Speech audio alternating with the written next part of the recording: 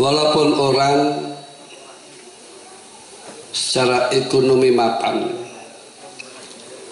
walaupun orang secara jabatan mapan, namun bila mana anaknya nakal, na'udzubillah min dzalik, maka orang tua akan susah. Orang tua tidak bisa tidur.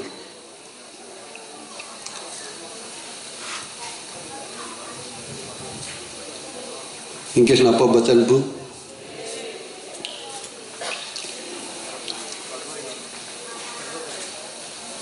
Apa yang dilakukan oleh orang tua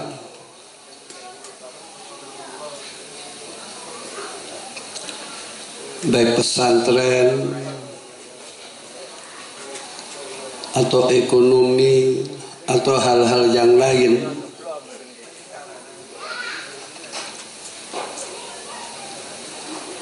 ini yang meneruskan adalah anaknya. Mau tidak mau yang meneruskan anaknya.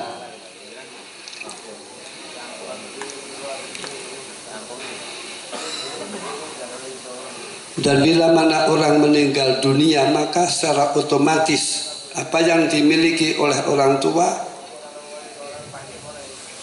ini pindah kepada anaknya, mau tidak mau.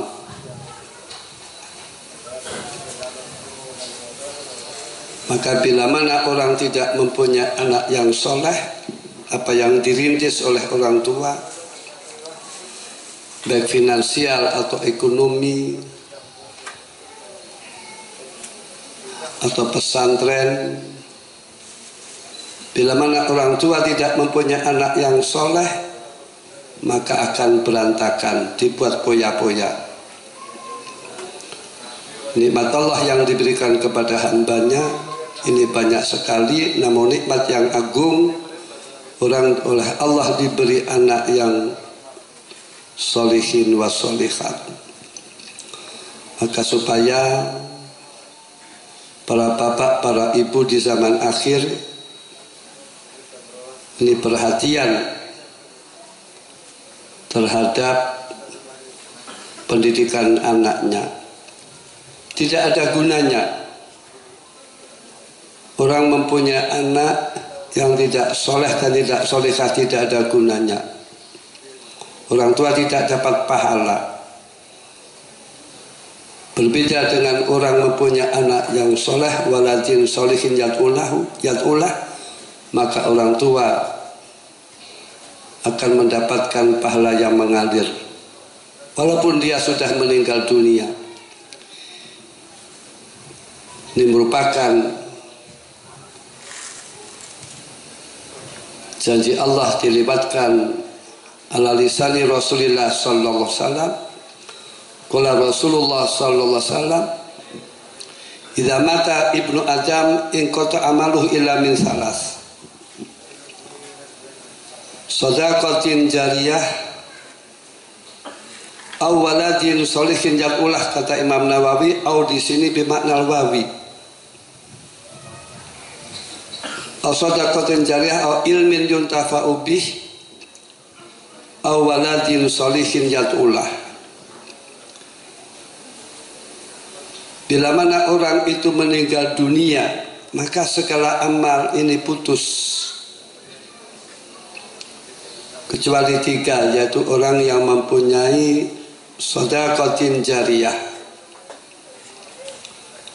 bangun pondok, bangun masjid, atau jalan, atau jembatan, atau ngebor sumur, atau wakaf kitab, atau wakaf Al-Quran.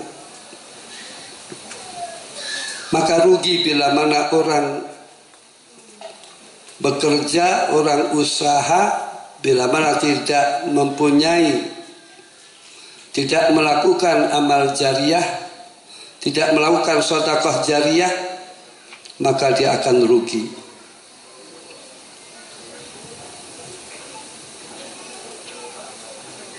Berarti dia mengenakkan orang lain, mengenakkan orang lain. Maaf, kadang-kadang ada seorang pengusaha sukses terus meninggal dunia. Laki-laki meninggal dunia terus meninggalkan janda cantik kaya, kira-kira payu apa tidak, Pak? Terus siapa yang menikmati? Suami baru. Terus misalkan seorang kaya, orang kaya mempunyai anak perempuan, terus mempunyai menantu, terus anaknya perempuan meninggal dunia, terus yang menikmati orang lain, menantunya. Kalau menantunya nikah dengan orang lain lagi, maka yang menikmati orang lain. Maka rugi bila mana orang bekerja, orang usaha, bila mana tidak mempunyai sedekatin jariyah, ini berarti mengenakan orang lain dan dirinya tidak dapat apa-apa. Nah, hakikatnya harta yang dimiliki oleh seseorang itu harta yang dibuat amal kebaikan, sedekah atau sedekah jariyah. Ini hakikatnya. Banyak orang kaya namun tidak mempunyai sedekah jariyah, maka orang yang demikian di akhirat yaitu orang yang muflis, orang yang bangkrut, orang yang pailit, orang yang merugi. Kedua adalah ilmin yuntafa'u bih, ilmu yang bisa diambil manfaatnya. Apakah ilmu pertanian atau ilmu kedokteran? Ilmu itu dibagi menjadi dua. Satu ilmu yang dipelajari hukumnya fardul ain. Misalkan saja dia bisa wudhu, bisa menyucikan najis, bisa sholat dan mengerti perkara yang membatalkan wudhu, mengerti cara-cara sholat dan mengerti apa yang membatalkan sholat. Bagi orang perempuan wajib mengerti tentang ilmu haid. Ini fardul ain. Qala Rasulullah sallallahu alaihi wasallam, "Thalabul ilmi fardhatun ala kulli muslim." Mencari ilmu oleh Allah sangat difardukan bagi tiap orang Islam wal muslimat.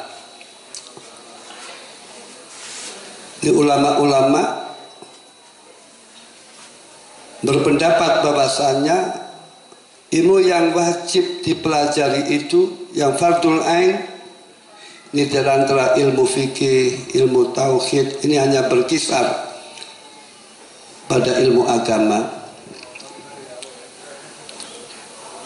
yang ada hubungannya dengan agama. Kedua yaitu ilmu yang wajib dipelajari adalah ilmu yang untuk kemaslahatan orang banyak. Misalkan ilmu kedokteran, coba kalau tidak ada dokter, orang sakit maka akan timpang, kehidupan akan timpang. Ini fardul kifayah. Di suatu kampung bila mana tidak ada orang yang menjadi dokter, maka daerah tersebut akan berdosa semuanya. Terus ilmu pertanian ini fardul kifayah. Namun ada yang mengatakan tolabul ilmi faridatun ala kulli muslim ilmul hal, dengan arti kalau orang itu umroh wajib mengerti tentang ilmu umroh. Kalau orang itu haji, dia wajib mengerti ilmu haji supaya hajinya benar, supaya umrohnya benar. Kalau orang itu berdagang, maka dia wajib mengerti ilmu dagang supaya dia tidak jatuh di riba, supaya dia menjadi pedagang yang jujur. Pedagang yang jujur itu besok oleh Allah dikumpulkan beserta para Suhada orang-orang yang mati syahid. Sebab pedagang yang jujur itu kan langka. Orang pembisnis yang jujur kan langka. Sedikit.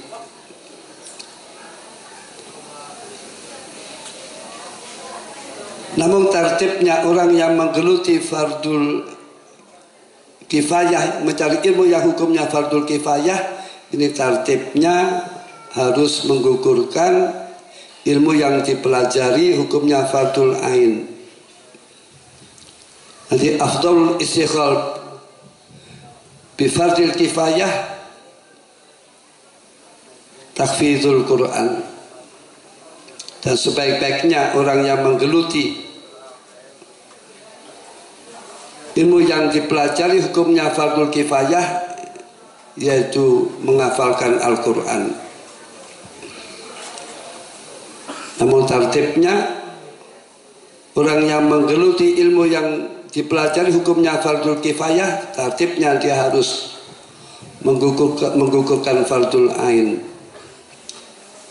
Sudah mengerti fasolatan misalkan, ngerti najis, ngerti cara menyucikan najis, sholatnya benar, tertibnya demikian. Kalau tidak, dia berdosa.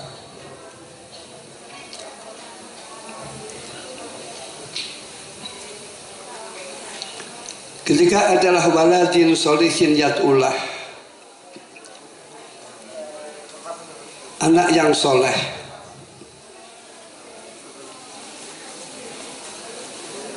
yad'ullah di sini yaitu dilhasi supaya anak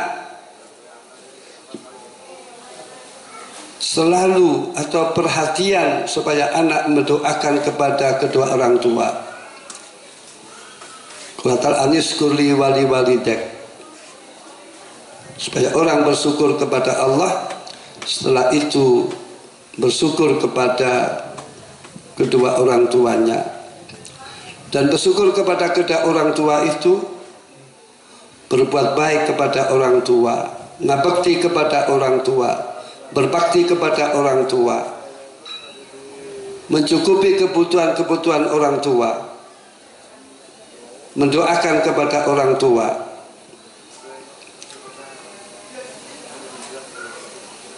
Dan orang yang mempunyai waladin sholihin yad'ullah, anak sholat, anak ngaji, maka orang tua dapat pahala. Maka rugi bila mana orang tidak mempunyai waladin sholihin yad'ullah. Na'udzubillah min dzalik. Coba seorang ibu hamalathu kurhan ala kurhin. Ketika hamil, ibu itu masakot, rekoso. Apalagi kalau sudah dapat 8 bulan, tidur murab tidak bisa. Ketika melahirkan, ini resikonya nyawa. Tidak main-main seorang ibu itu. Bila mana melahirkan, ini resikonya nyawa. Coba ibu ketika hamil ini kan berat ya. Coba bapak-bapak misalkan saja membawa barang hanya 1 kilo saja di perut ya, beras dibelebet 1 kilo saja, kira-kira betah apa tidak? Siang malam dibebani 1 kilo beras. Namun ibu ketika hamil, anak sekitar umur bobot 3 kilo ya, ibu betah.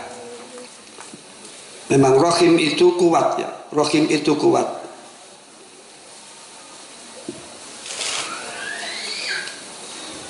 Rahim itu melindungi bayi, itu sangat kuat.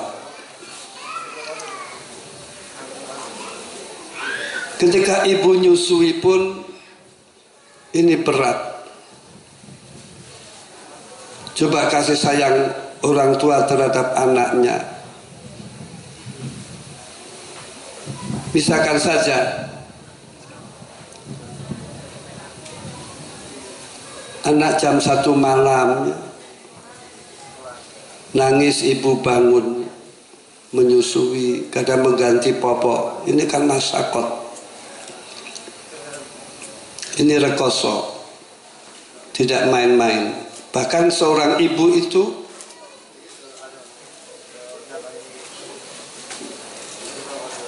seolah mengatakan daripada anaknya sakit, saya saja yang sakit. Bahkan tidak demikian. Tidak hanya demikian saja. Seorang ibu itu kadang terjadi, daripada anaknya mati, saya saja yang mati. Inggih napa mboten Bu? Sampai demikian ibu kasih sayang terhadap anaknya.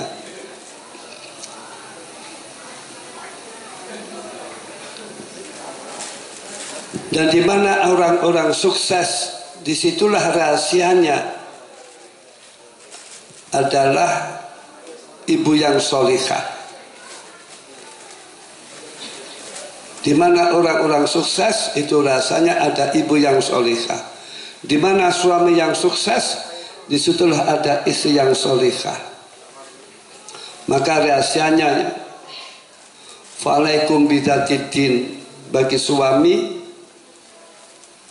ini supaya mencari istri yang dipandang adalah agamanya, kesolehannya.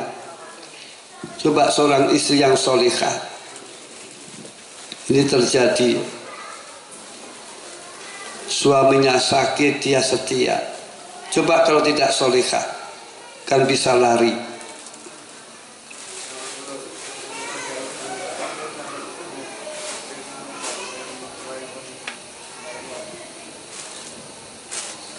Dan seorang istri itu diumpamakan lahan fa'tu harsakum anna syi'tum.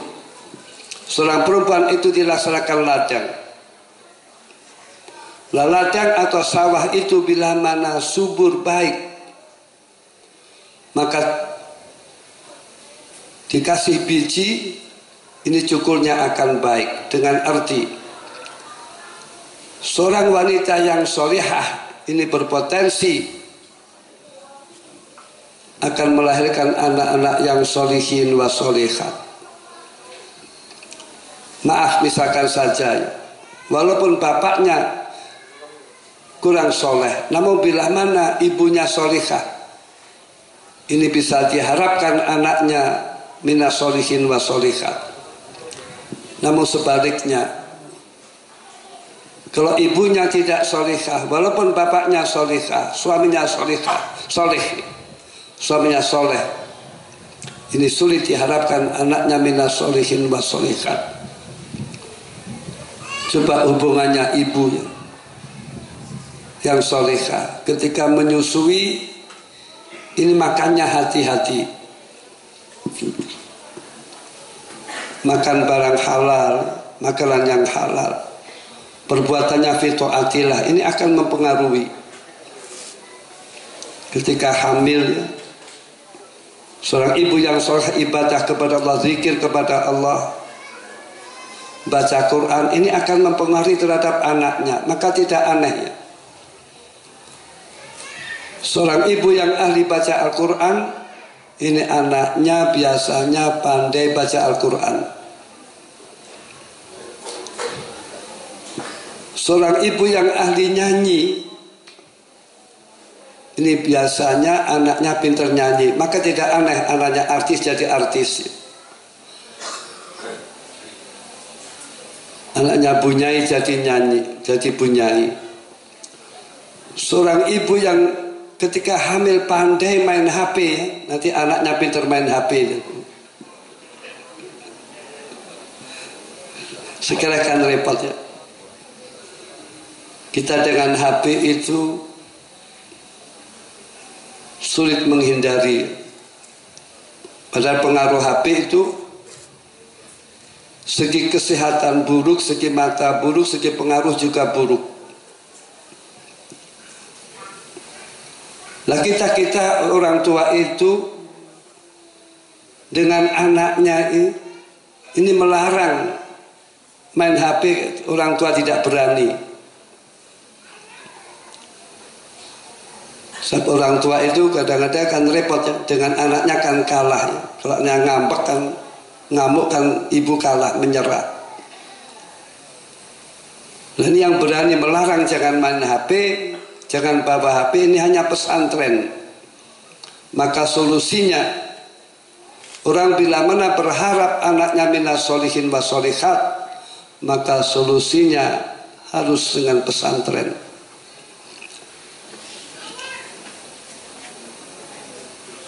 Di pesantren mempelajari ilmu,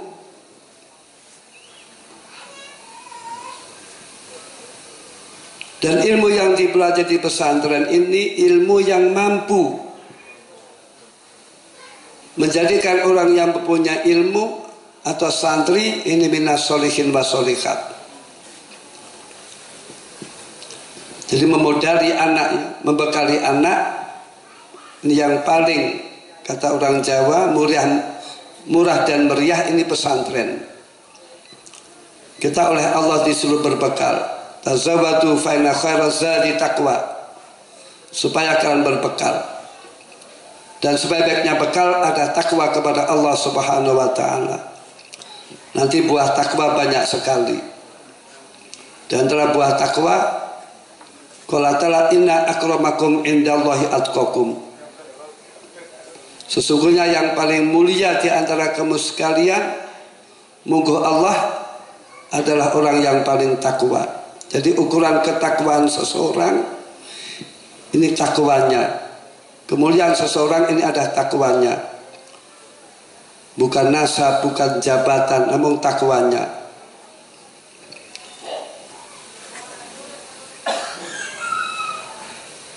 Dan buah takwa pula, Al-Quran hudal lil muttaqin.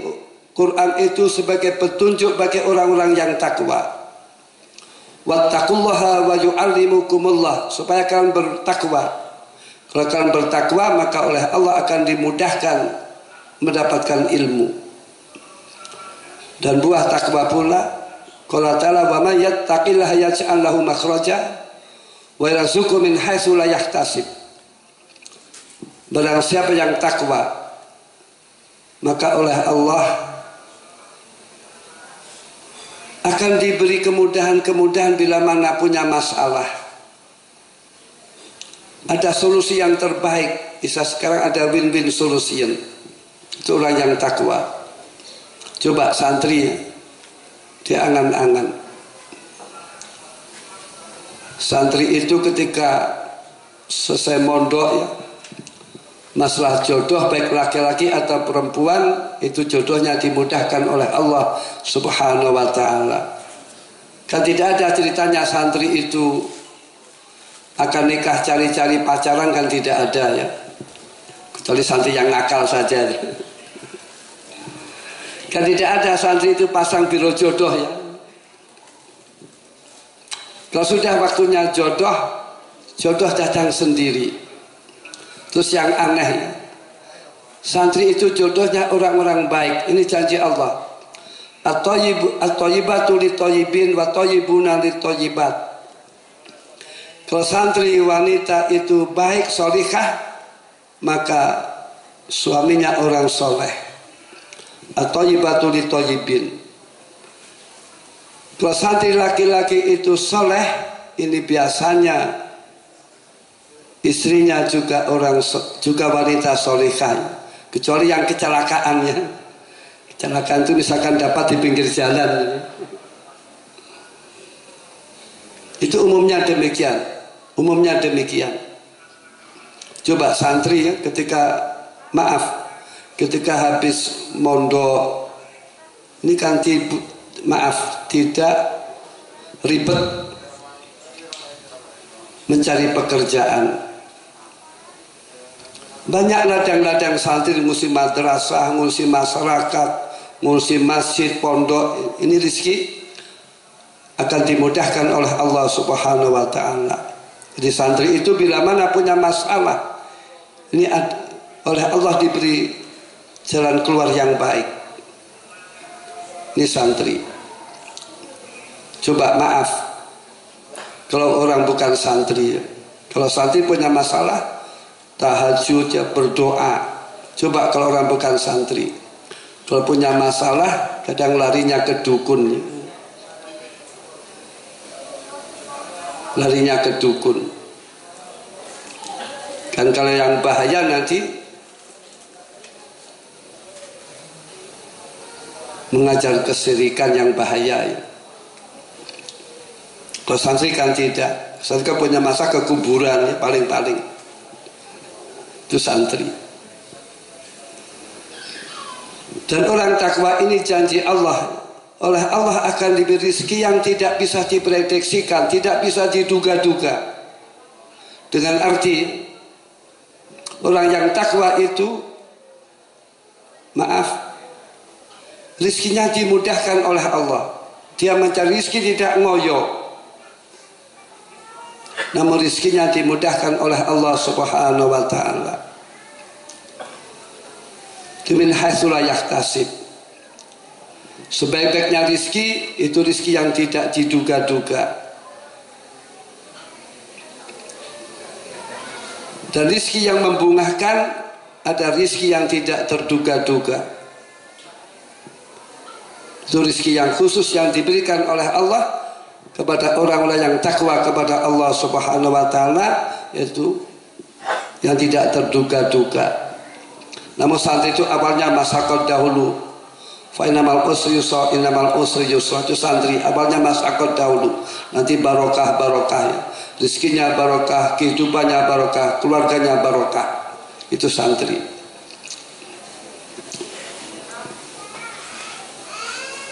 Rezekinya min haitsu la yahtasib, tidak bisa diduga-duga, tidak bisa diprediksikan. Itu santri. Dan bahkan ketika orang menjadi santri saja, ini kan rezekinya dimudahkan oleh Allah Subhanahu wa ta'ala. Coba bayangkan ya, santri mondok tuh. Ini kan tidak ada santri mati kelaparan, kan tidak ada. Dan bahkan santri itu rezekinya dimudahkan oleh Allah. Misalkan saja santri kalau habis uang, ini kan tinggal pencet SMS atau WA sekarang ya. Ini kan rezekinya datang sendiri. Kalau suaminya nggak ngirim kan diamuk oleh istrinya.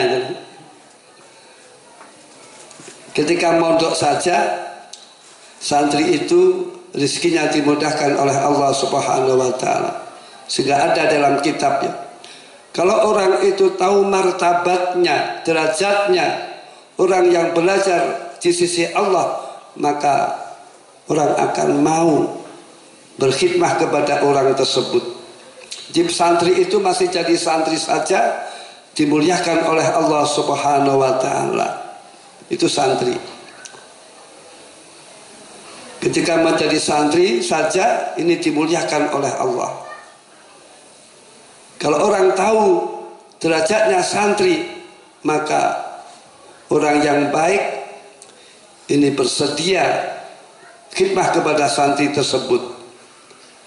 Apalagi kalau sudah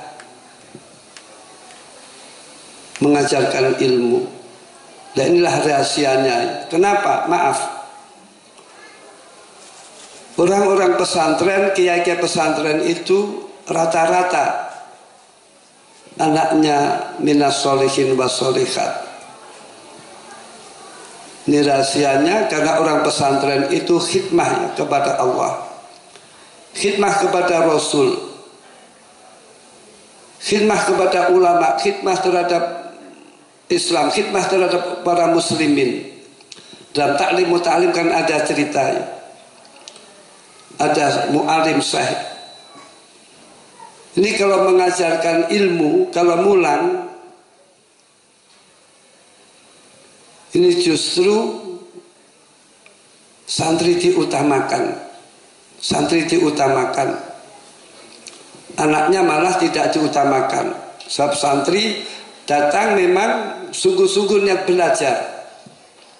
Jadi anaknya malah dikalahkan.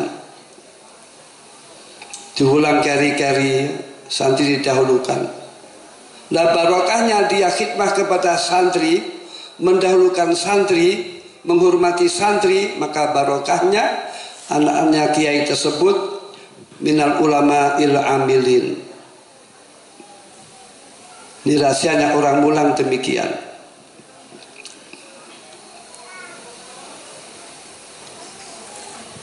Dan orang takwa oleh Allah dijanjikan kehidupannya di surga besok. Uiddat lil muttaqin. Surga itu diperuntukkan oleh Allah bagi orang-orang yang takwa kepada Allah Subhanahu wa taala. Inilah puncak kebahagiaannya. Ghayatus sa'adah dukhulul jannah. Puncak kebahagiaan adalah masuk surga. Allah madkhilnal jannah, amin ya rabbal alamin. Walaupun orang di dunia sukses segala-galanya, namun kalau tidak masuk surga, maka dia orang yang cilaka.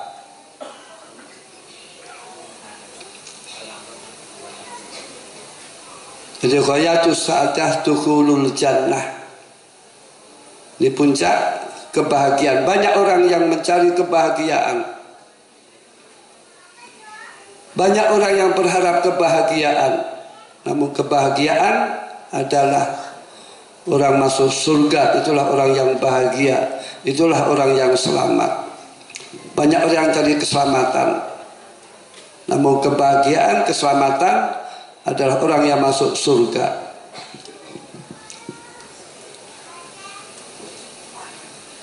Dan orang yang membutuhkan anak, ini rezekinya dimudahkan oleh Allah Subhanahu wa taala. Ini orang yang membutuhkan anak, rezekinya dimudahkan oleh Allah Subhanahu wa taala. Coba Al-Maghfurlah ke Mbah Yahusen ya. Beliau bermodalkan takwa, apalagi beliau bermodalkan Al-Quran, sehingga beliau kehidupannya mapan. Ada yang menjamin, terus lingkungannya menjadi baiknya. Ini jasa-jasa beliau, jasa-jasa Mbah Husain. Mbah Husain jasanya sangat luar biasa. Saya yakin awalnya masakot. Saya yakin Mbah Husain awalnya masakot, namun barokah. Saya juga ingat ya, bapaknya Gus Rifai, Al-Maflah Kiai Ja'far, itu ketika mondokkan putranya, itu mobil masih pinjam Gus ya, mobil masih pinjam. Terus anaknya dipondokkan, terus beli mobil. Inilah orang mondokkan anak, rezekinya dimudahkan oleh Allah Subhanahu wa taala. Ada sebuah cerita. Ada sahabat, dan sahabat ini kehidupannya, kebiasaannya ngaji kepada Rasulullah Sallallahu Alaihi Wasallam. Terus saudaranya membiayai, ngongkosi. Terus saudaranya protes kepada Rasulullah, ya Rasulullah, ini saudara saya hanya mengaji saja, ibadah, tidak kerja. Apa jawab Rasulullah? Jawab Rasulullah, kamu sebab dimudahkan rezekimu oleh Allah, sebab kamu membiayai saudaramu yang mondok. Jadi artinya orang yang membiayai anaknya di pondok, ini rezekinya dimudahkan oleh Allah Subhanahu wa taala. Tidak ada ceritanya orang mondokkan anak bangkrut, itu tidak ada ceritanya. Bahkan ya, ini bukan saya yang menjawabnya. Saya pernah pengajian, yang menjawab bukan saya. Maaf. Kalau orang itu mensekolahkan anaknya di perguruan tinggi, ini kadang-kadang orang tua jual-jualannya. Ada nyewakan tanah dan lain-lain, nyewakan sawah. Namun kalau orang mondokkan anak, ini malah biasanya orang tuanya malah bisa beli sawah. Ini terjadi demikian. Kadang bisa nyewa sawah. Jadi orang yang mondokkan anak, ini rezekinya dimudahkan oleh Allah Subhanahu wa taala. Maka rahasianya bagi orang tua, bila mana rezekinya pas-pasan, maka silahkan anaknya dipondokkan. Nanti orang tua rizkinya akan dimudahkan oleh Allah Subhanahu wa ta'ala. Kita hidup di zaman akhir ya. Ini kita wajib mondokan anak. Riyadhah orang tua mondokan anak. Nikmatnya banyak orang ya, mempunyai anak itu di pondok. Dan nikmatnya banyak orang ketika hidup ini ketika di pondok. Di pondok itu makan apa saja kan enak, tidur enak walaupun tanpa kasur dan lain-lain. Ini kehidupan di pondok. Maka seolah-olah kalau orang itu tidak pernah mondok, tidak merasakan surga dunia. Ini nikmatnya di pesantren. Dan besok orang-orang yang takwa ini kan di surga. Ini akan mengajak anak yang di surga, akan mengajak kepada kedua orang tuanya di surga, supaya orang bahagia. Ini merupakan janji Allah. Walladzina amanu wattaba'atuhum dzurriyyatuhum biimanin alhaqna bihim dzurriyyatahum. Orang-orang yang beriman dan diikuti oleh zuriyahnya beriman, maka besok oleh Allah dipertemukan di surga di derajat yang lebih mulia supaya orang-orang beriman bahagia. Dan zuriyah itu satu zuriyah anak, bapak, ibu ya. Bila mana seorang orang tua mempunyai anak yang derajatnya besok di surga mulia. Sebab surga itu macam-macam tingkat-tingkatan. Bila mana orang tua itu di surga mempunyai anak di surga derajatnya mulia, maka anak akan mengajak kepada kedua orang tuanya di surga yang di derajat yang lebih mulia, supaya orang-orang mukmin bahagia. Ini zuriyah bin nasab. Kedua zuriyah bin sabab. Zuriyah bin sabab itu karena murid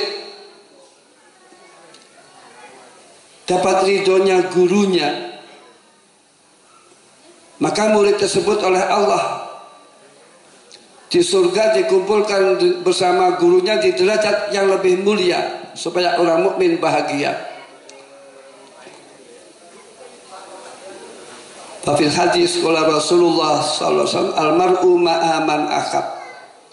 Ayuksaru almar'u ma'a man ahab yaumal qiyamah. Besok orang oleh Allah dikumpulkan dengan siapa yang dicintai. Jadi mahabbah kepada seseorang ini dampaknya sangat luar biasa, kemuliaan di akhirat. Hadis ini ketika diterima oleh para sahabat, sahabat sangat bahagia, sangat bunga, sebab hanya simpati atau mahabbah kepada orang baik, orang soleh atau ulama, ini derajatnya dimuliakan oleh Allah Subhanahu wa ta'ala. Inilah pentingnya mahabbah. Nanti banyak cerita orang mahabbah kepada ulama, kepada kiai, terus anaknya menjadi orang-orang yang solihin wasolihat. Ini dampak mahabbah ya. Banyak cerita orang yang senang dengan kiai, ini anak-anaknya sukses.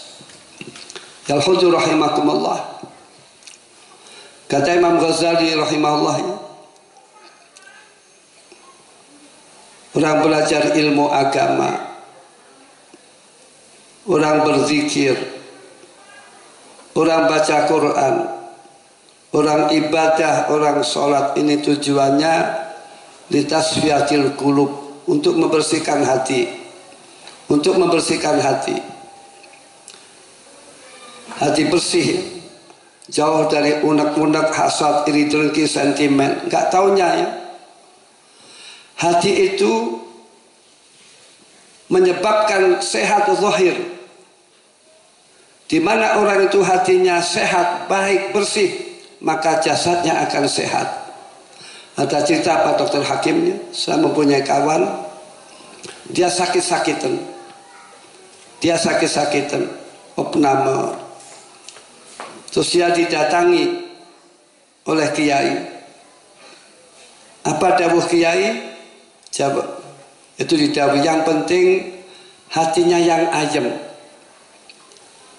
hatinya yang senang. Hanya bermodalkan hati senang, hati bersih, terus penyakit-penyakit itu hilang, penyakitnya itu hilang. Namun tentu dengan doa, juga dengan doa. Nah, orang supaya tenang, di antara baca Quran, baca la ilaha illallah. Nanti ada ulama yang mengatakan orang zikir itu merupakan mencerna makanan yang sangat luar biasa. Jadi makanan tercerna itu bukan hanya dengan gerak saja, namun zikir itu bisa mencerna makanan. Ini kan luar biasa. Kekuatan zikir kan luar biasa. Kadang orang dengan zikir ya, zaman dahulu truk saja diangkat ya. Bom jatuh tanpa meledak di zaman dahulu. Namun bila mana zikir itu dilakukan selat-selatnya dipenuhi hati bersih, maka zikir atau baca Quran ini akan berdampak hati yang bersih. Hati bersih ini kan sulit, jauh dari unek-unek hasad ini kan sulit. Semuanya orang itu mempunyai sifat sentimen, penyakit hati, kecuali hanya Nabi saja yang jaminan hatinya bersih. Kalau kiai nanti sentimennya kepada kiai lagi ya. Kan repot. Hasad, pedagang dengan pedagang lagi, pejabat dengan pejabat lagi, calon DPR dengan calon DPR lagi, kan repot. Lah hati bersih ini supaya memunculkan akhlakul karimah. Karimah itu maknanya luas ya. Dia ihsan, dia sabar, dia mu'asarah bil ma'ruf terhadap keluarganya, menghargai istrinya, menghargai keluarganya, tanggung jawab terhadap keluarganya.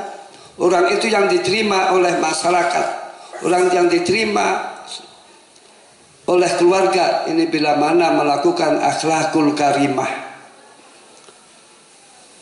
Coba misalkan ibu ya, mempunyai suami gagah, ekonominya mapan, namun kalau pulang ngamuk, kira-kira ibu senang apa mboten Bu? Senang mboten Bu? Istri mulih ngamuk, napa suami mulih ngamuk, mabuk, senang napa mboten? Ini akhlak karimah. Orang bisa diterima oleh keluarga, oleh masyarakat. Ini harus dengan akhlakul karimah. Dan akhlak karimah ini merupakan puncak Rasulullah diutus oleh Allah. Qala Rasulullah sallallahu alaihi wasallam, innama bu'istu li utamima makarimal akhlak. Saya diutus oleh Allah untuk menyempurnakan akhlak. Bukan maknanya luas. Namun akhlak karimah disinilah ada perbedaan antara orang pesantren dan orang di luar pesantren. Maaf, kalau orang di luar pesantren ini al-kalimah atau etika ini bukan karena Allah, mayoritas demikian, bukan karena Allah. Banyak orang luar pesantren sopan santun, namun kebanyakan bukan karena Allah. Buktinya kadang dia tidak sholat, tidak puasa. Namun kalau santri beral-kalimah ini karena Allah. Buktinya santri sholat, ya puasa. Kalam sufi mengatakan kullu sa'in laisa lillah fahwal maksiat. Segala sesuatu bila mana dilakukan tidak karena Allah, ini maksiat. Jadi akhirat itu atau pahala itu bila mana dilakukan itu lillah, karena Allah. Dan kanjeng Nabi pun diutus oleh Allah untuk menyempurnakan akhlak, dan kanjeng Nabi dipuji oleh Allah karena akhlaknya. Wa innaka la'ala khuluqin azim. Sesungguhnya kamu ya Muhammad dalam posisi budi pekerti yang mulia. Jadi artinya orang yang dinilai ini bukan ilmunya, bukan jabatannya, bukan amalnya, namun yang dinilai orang itu adalah akhlaknya. Akhlaknya baik. Dan kalimah ini dalam pesantren diteruskan, bukan berhenti di situ. Kalimat ini supaya memunculkan mencintai Allah atau mahabbah kepada Allah Subhanahu wa ta'ala. Kalau orang mencintai Allah, dia ibadah kepada Allah, dia taat kepada Allah, dia menjauhi larangan Allah, dia mencintai ulama, mencintai habaib, mencintai orang-orang solihin, mencintai hambanya Allah, mencintai perkara yang dicintai oleh Allah. Jadi kalau orang mencintai Allah, di puncaknya, puncak di atas puncaknya, ajaran agama, baik itu baca Quran, baik itu sholat atau baca aurat atau puasa, ini puncaknya yaitu mahabbah kepada Allah Subhanahu wa ta'ala. Ini puncaknya. Qala ta'ala in kuntum tuhibbunallaha fattabi'uni yuhibbukumullah wa yaghfir lakum dzunubakum. Ayat ini turun asalnya orang banyak yang mengaku saya mencintai Allah. Orang Yahudi mengatakan nahnu nuhibbullah. Orang Nasara mengatakan nahnu nuhibbullah. Namun katakanlah Muhammad, jawablah mereka, kalau kamu mencintai Allah supaya kamu mengikuti sunnah-sunnah Rasulullah, mengikuti ajaran-ajaran Rasulullah, iman kepada Rasulullah, dan Rasul dijadikan suri tauladan. Kalau kamu cinta kepada Allah dan mengikuti ajaran-ajaran Rasulullah, maka kamu akan dicintai oleh Allah. Dan kamu akan diampuni dosa-dosanya oleh Allah, tidak diragukan. Kalau orang dicintai oleh Allah, kalau orang diampuni dosa-dosanya oleh Allah, maka tidak diragukan, maka orang tersebut akan dimasukkan di surganya Allah. Allahumma adkhilnal jannah, amin ya rabbal alamin. Tidak diragukan. Karena banyak sekarang itu orang tidak mahabbah kepada Allah, ya, lupa kepada Allah. Dia senang makhluknya Allah, namun dia lupa terhadap sang Khalik, ya. Kan banyak orang senang burung, ya. Namun burung kan makhluk, terus dia tidak mencintai Allah. Banyak orang mencintai keindahan-keindahan pemandangan, namun dia tidak mencintai yang menciptakan keindahan tersebut. Nah, kalau orang dicintai oleh Allah, ini tidak diragukan, ya. Orang tersebut akan bahagia di dunia wal akhirah. Namun al-muhim yang dinilai itu bukan orang mengatakan ini uhibullah, namun yang dibilang-bilang yang dinilai orang itu mendapatkan mahabbah dari Allah Subhanahu wa ta'ala, mendapatkan cinta dari Allah Subhanahu wa ta'ala. Ini yang sulit, ini yang sulit. Di antara orang-orang yang dicintai oleh Allah, innallaha yuhibbut tawwabin wa yuhibbul mutatahhirin. Di antara orang yang dicintai oleh Allah, orang yang selalu bertobat. Jadi kalau orang ingin bahagia, ini puncaknya lagi, finishnya, ya, ini sebuah tobat. Wa tubu ilallahi jami'a ayyuhal mu'minun la'annakum tuflihun. Supaya kamu bertobat wahai orang-orang mukmin, supaya kamu bahagia. Dengan arti kalau orang itu ingin bahagia, ini salatnya harus tobat. Membaca astaghfirullahaladzim.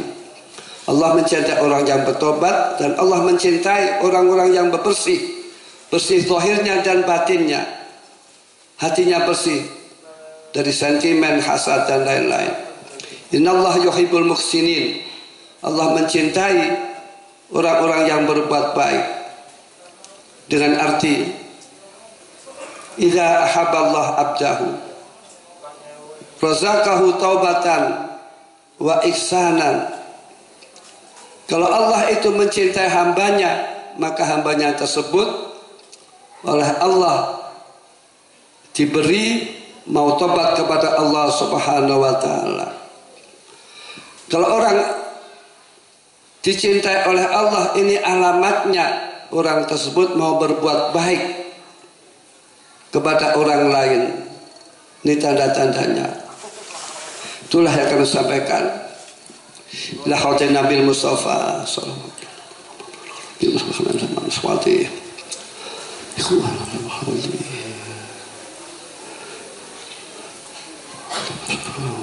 Ashabi sallallahu alaihi wasallam wa ila suwajin nabi ya Allah wa ila alin nabi sallallahu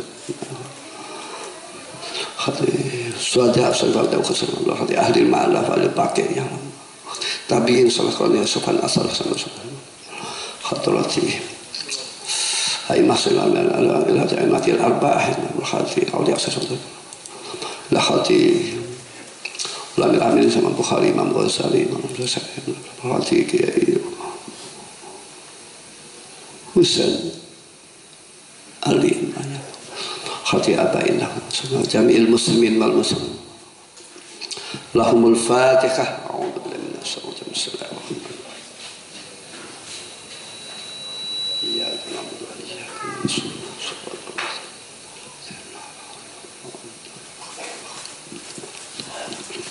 Bismillahirrahmanirrahim. Alhamdulillahirabbil alamin. Hamdan yuwafi ni'ama yukafi mazidah. Ya Rabbana lakal hamdu kama yanbaghi li jalali wa sultanik. Allahumma shalli wa sallim wa barik ala sayyidina wa maulana Muhammadin wa ala alihi washabihi salatan tunjina biha min jamil ahwali wal afat wa taqdi lana biha jami'al hajat wa tutahhiruna biha min jami'is sadat wa tarfa'una biha indaka ala darajat wa tuballighuna biha ghayat min jamil khairati fil hayati wa ba'dal mamat. Allahumma innaka 'afuwun karim tuhibbul 'afwa fa'fu anna ya karim. Allahumma inna nas'aluka al-mu'afata ad-da'imah fi din wa dunya wal akhirah.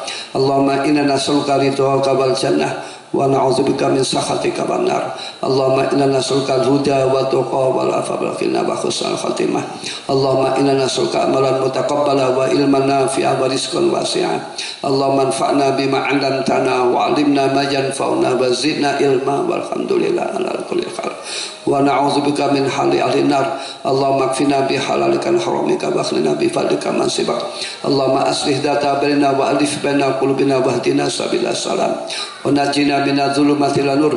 Allahumma rzuqna hubbaka wa hubba man ahabbaka wa hubba ma yuqarribuna ila hubbik waj'al hubbaka ahabba ilaina minal ma'il barid. Allahumma hawin alaina sakarum. Allahumma rzuqna husnal khatimah wa na'udzubika min khatimah. Allahumma barik lana fima razaqtana wa qina adzaban nar. Allahumma inna nas'aluka min khairi ma salaka minhu nabiyyuka Muhammadun sallallahu alaihi wasallam wa na'udzubika min syarri ma salaka minhu nabiyyuka Muhammadun wa antal musta'an wa lakal balagh wa la haula wa la quwwata illa billahil azim. Allahumma rabbana atina fid dunya hasanah wa fil akhirati hasanah wa qina adzabannar. Rabbana hab lana min azwajina wa dhurriyyatina qurrata a'yun waj'alna lil muttaqina imama. Rabbi hab li min ladunka dzurriyyatan thayyibah innaka sami'ud. Rabbi hab li minas sholihin. Rabbana la tuzigh qulubana ba'da idh hadaytana wa hab lana min ladunka rahmah innaka antal wahhab. Rabbana atina min ladunka rahmah wa hab lana min amrina rasada. Rabbana ighfir lana wa li ikhwanina allazina sabaquna bil iman wa la tas'al fi qulubina ghillan lil ladzina amanu rabbana innaka ra'ufur rahim. Rabbana tawaffana muslimin wa muslimin. Rabbana zalamna anfusana wa illam taghfir lana wa tarhamna lanakunanna minal khasirin. Rabbilhamhuma kama rabbayani shaghira. Rabbana innaka jami'un nas li yaumin la raiba fihi innallaha la yukhliful mi'ad. Allahumma ijma'na fi hadzal waj'al hadzal matan nafi'a mubarakah. Allahumma ij'alna wa man sakana wa man dakhala fi hadzal min ibadika salimin min ulama'ikal amilin makhsuna wa yam fi sumrati ibadika salihin tahta safil jannah. Allahumma faqihna wa yafiqna. Allahumma ij'alna wa ya min ahli ilmi wa lil khair wal qur'an wal jannah wa tas'alna wa ya min ahli salih wa lidal jalalin nar. Allahumma rzuqna wa ya ziyadatan fid din wa barakatan fil umri wa sihhatan fil jismi wa sa'atan fil rizqi wa taubatan qabla al maut wa sahadatan indal maut wa maghfiratan ba'dal maut wa afan indal hisab wa madan minal azab wa nasiban minal jannah warzuqna nazar ila wajhikal karim bi rahmatika ya arhamar rahimin. Allahumma innaka ta'lamu sirrana wa la niyatana faqbal ma'zuratana wa ta'lamu hajatana fatina su'lana wa ta'lamu ma fi anfusina faghfir lana dhunubana fa innal yak. Allahumma inna nas'aluka imanan kamila yubasiru qulubana wa yaqina sadiqa hatta na'lama annahu la yusibana illa ma katabta wa ridha bima qasamta lana ya dzal jalal ya Allah ya latif ultufina wa anta latif. Allahumma rzuqna bi al-lutfa fi ma jarma qadir. Allahumma awsil thawaba ma qara'nahu min al-fatihah wa min qira'atil qur'an ila nabiyil musallama sallallahu alaihi wasallam ya Allah abaina Allahumma ighfir lahum warhamhum wa'fu anhum waghfir lahum warhamhum. Allahumma bihaqqi sayyidina Muhammadin wa ali Muhammadin irhamhum wa la tu'adzibhum. Allahumma bihaqqi sayyidina Muhammadin sayyidina Muhammadin wa ali Allahumma ya Allah nawwir qabrahum wa basahum. Allahumma ij'al qabr rawdatan min riyadil jinan wa Allahumma arzuqna bi syafaatil Qur'an wa syafaatir Rasulillah ya Allah. Allahumma ajirna wa minan nar. Allahumma adkhilna Allahumma salli ya Muhammad ya Nabi rahmah inna tawajjahna bika ila rabbina. Allahumma Rabbana taqabbal wa salamun ala mursalin. Allahumma salli ala sayyidina Muhammadin tibil qulubi wa dawaiha wa afiyatil abdani sifaiha wa nuril absari wa diyaiha wa ala alihi wa sahbihi wa sallim. Allahumma salli ala sayyidina Muhammadin tibil qulubi wa dawaiha wa afiyatil abdani sifaiha wa nuril absari wa diyaiha wa ala alihi wa sahbihi wa sallim. Allahumma salli ala sayyidina Muhammadin tibil qulubi wa dawaiha wa afiyatil abdani wa sifaiha wa nuril absari wa diyaiha wa ala alihi wa sahbihi wa sallam. Taqabbalallahu minna wa minkum taqabbal ya karim bisiril Fatihah.